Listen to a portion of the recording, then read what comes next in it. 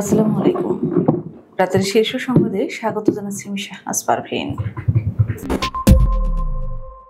সামরিক হেফাজতে থাকা 15 সেনা কর্মকর্তাকে 24 ঘন্টার মধ্যে আদালতে আনতে হবে। সোমবার থেকে এমপিওভুক্ত শিক্ষা প্রতিষ্ঠানে কর্মবিরতি। গুলশান এলাকার ভোটার হলেন প্রধান উপদেষ্টা। কয়েকটি দল পিআর পদ্ধতি নিয়ে আন্দোলন করছে, তাদের লক্ষ্য নির্বাচন বিলম্বিত করা, মির্জা ফখরুল। এনসিপিকে শাপলা প্রতীক দেয়া সম্ভব নয়, সিইসি। সেতুর 309 কোটি টাকা আত্মসাৎ, শেখ হাসিনা, ওবায়দুল কাদের সহ 17 জনের মামলার সিদ্ধান্ত। মাঠ প্রশাসন নির্বাচনে সম্পূর্ণ নিরপেক্ষভাবে দায়িত্ব পালন করবে জনপ্রশাসন সচিব। দুদকের সাবেক পিপি মোশাররফ হোসেন কাজলের বাসায় সেনাবাহিনীর অভিযান, শটগান উদ্ধার। উপদেষ্টা রেজওয়ানাকে এনসিপি নেতার হুঁশিয়ারি। প্রত্যেক উপদেষ্টা আখের গোছানোর কাজ করে রেখেছেন সামান্তা। 3 দশকের জন্য বিদেশি অপারেটরদের হাতে যাচ্ছে চট্টগ্রাম বন্দর। রাবি ছাত্রলীগ কর্মী হত্যা মামলায় জামায়াত শিবিরের সব আসামি খালাস। বান্দরবান সীমান্তে মাইন বিস্ফোরণে বিজিবি সদস্যের পায়ের গোড়ালি বিচ্ছিন্ন। এবং মাদাগাস্কারের জেএনজি বিক্ষোভে নেমেছে সেনা সদস্যরাও। শুনছিলেন শিরোনাম, এবার বিস্তারিত। আন্তর্জাতিক অপরাধ ট্রাইব্যুনালের চিফ প্রসিকিউটর মোহাম্মদ তাজুল ইসলাম বলেছেন, সামরিক হেফাজতে থাকা 15 জন সেনা কর্মকর্তাকে যদি সত্যি আটক করা হয় তাহলে আইন অনুযায়ী তাদের 24 ঘন্টার মধ্যে আদালতে হাজির করতে হবে। এটা আইনের। রোববার দুপুরে ট্রাইব্যুনালের সামনে এক সংবাদ সম্মেলনে এক প্রশ্নের জবাবে তিনি এসব কথা বলেন। তাজুল ইসলাম বলেন, সংবিধান, আন্তর্জাতিক অপরাধ আইন 1973 এবং আমাদের ফৌজদারি কার্যবিধি অনুযায়ী কোনো গ্রেপ্তার ব্যক্তিকে আদালতে হাজির না করে 24 ঘন্টার বেশি আটক রাখা যায় না। আদালত বিশেষভাবে অনুমতি দিলে সেই সময়ের বাইরে আটক রাখা যায়। বাড়ি ভাড়া ভাতা বৃদ্ধির দাবিতে আন্দোলনরত শিক্ষকরা তাদের কর্মসূচি একদিন এগিয়ে এনে সোমবার 13 অক্টোবর থেকে সারা দেশের সব বেসরকারি এমপিওভুক্ত শিক্ষা প্রতিষ্ঠানে অনির্দিষ্টকালের কর্মবিরতি শুরু করার ঘোষণা দিয়েছেন। রোববার বিকেল 4:30টার দিকে কেন্দ্রীয় শহীদ মিনারে অবস্থান কর্মসূচি থেকে এমপিওভুক্ত শিক্ষা জাতীয়করণ প্রত্যাশী জোটের সদস্য সচিব অধ্যক্ষ দেলোয়ার হোসেন আজিজি এই ঘোষণা দেন। অন্তর্বর্তী সরকারের প্রধান উপদেষ্টা ডক্টর মোহাম্মদ ইউনূস ভোটার এলাকা পরিবর্তন করেছেন।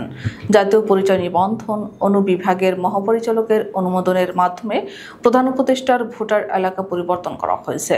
রোববার নির্বাচন কমিশন সচিবালয় থেকে এ তথ্য জানা গেছে। এনআইডি ডাটাবেজের তথ্য অনুযায়ী প্রধান উপদেষ্টা ডক্টর মোহাম্মদ ইউনূস এতদিন ভোটার ছিলেন মিরপুরে গ্রামীণ ব্যাংক কমপ্লেক্সের ঠিকানায়। তবে বর্তমানে এটি পরিবর্তন করে ঢাকা উত্তর সিটি কর্পোরেশনের 19 নং ওয়ার্ডের আওতাধীন ঢাকা 17 আসনের গুলশান 2-এর ঠিকানায় স্থানান্তরিত হয়েছেন। পিআর পদ্ধতির আন্দোলনের লক্ষ্যই হচ্ছে নির্বাচন বিলম্বিত করা, যা জনগণ গ্রহণ করবে না বলে মন্তব্য করেছেন বিএনপির মহাসচিব মির্জা ফখরুল ইসলাম আলমগীর। তিনি বলেন, কয়েকটি রাজনৈতিক দল পিআর পদ্ধতি নিয়ে কথা বলছে এবং যেটার জন্য তারা আন্দোলন করছে। নিশ্চয়ই আপনারা দেখেছেন যে আন্দোলনও করছে। এর লক্ষ্য একটাই, সেই লক্ষ্য হচ্ছে নির্বাচনকে বিলম্বিত করা, জনগণের ক্ষমতা জনগণের হাতে ফিরিয়ে দেওয়ার যে প্রক্রিয়া, সেই প্রক্রিয়াকে বিলম্বিত করা। নির্বাচন কমিশনের নির্ধারিত তালিকায় না থাকায় জাতীয় নাগরিক পার্টিকে শাপলা প্রতীক দেওয়া সম্ভব নয় বলে জানিয়েছেন প্রধান নির্বাচন কমিশনার এএমএম নাসির উদ্দিন। রোববার চট্টগ্রাম সার্কিট হাউসের সম্মেলন কক্ষে আয়োজিত এক মতবিনিময় সভা শেষে গণমাধ্যম কর্মীদের সঙ্গে আলাপকালে এমনটা জানান তিনি।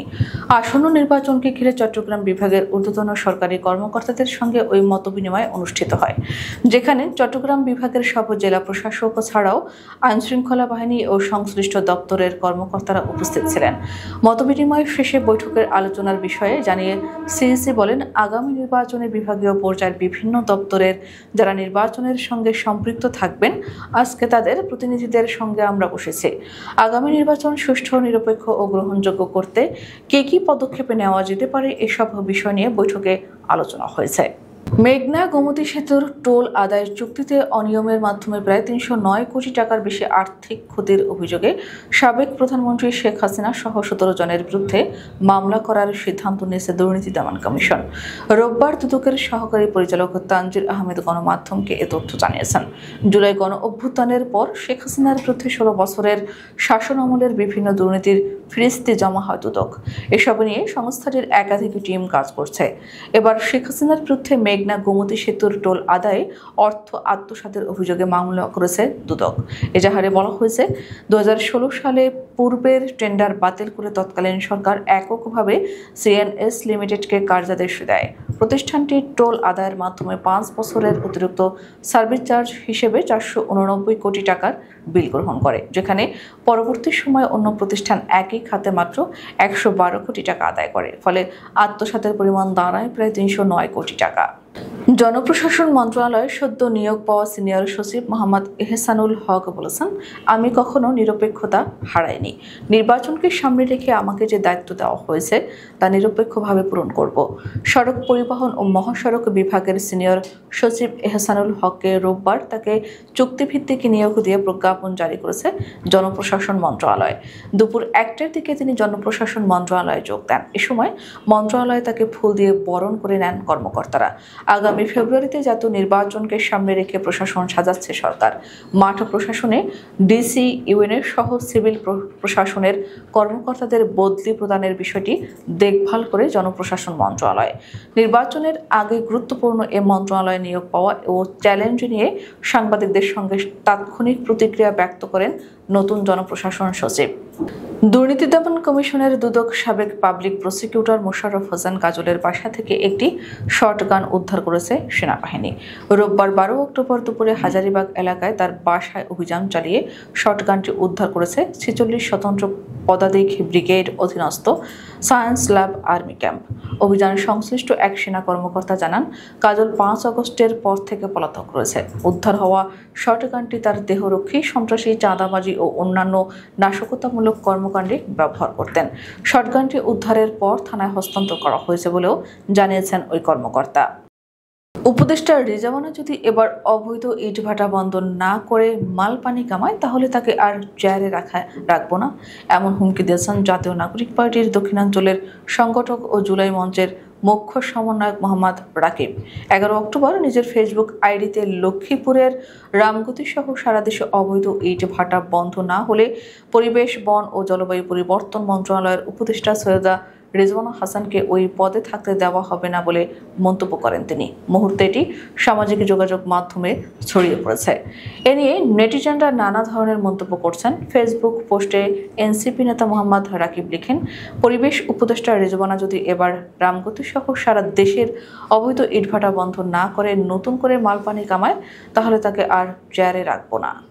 জাতীয় নাগরিক পার্টির এনসিপি জ্যেষ্ঠ যুগ্ম আহ্বায়ক সামান্তা শারমিন বলেছেন, অন্তর্বর্তী সরকারের প্রত্যেক উপদেষ্টা নিজের আখের গোছানোর কাজ করে রেখেছেন।